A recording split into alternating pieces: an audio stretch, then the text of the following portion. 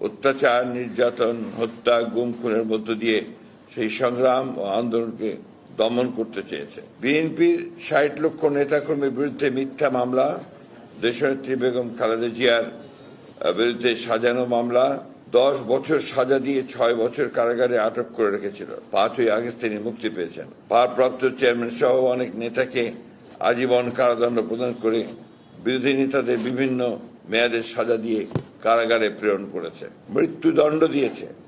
কারাগারেই অনেকে মৃত্যুবরণ করেছেন। বিএনপিকে নেতৃত্ব শূন্য করে ধ্বংস করে দিতে চেয়েছিল। নির্যাতিত, শারীরিকভাবে আঘাতপ্রাপ্ত ভারপ্রাপ্ত চেয়ারম্যান জনাব তারেক রহমানের নেতৃত্বে প্রতিটি কর্মী, নেতা কর্মী লড়াই করেছে।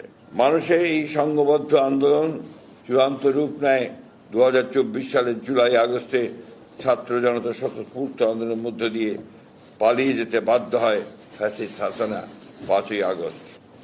এই অভ্যুত্থানের ফলে মানুষের মনে নতুন আশা আবারও সৃষ্টি হয় এক নতুন গণতান্ত্রিক বাংলাদেশের।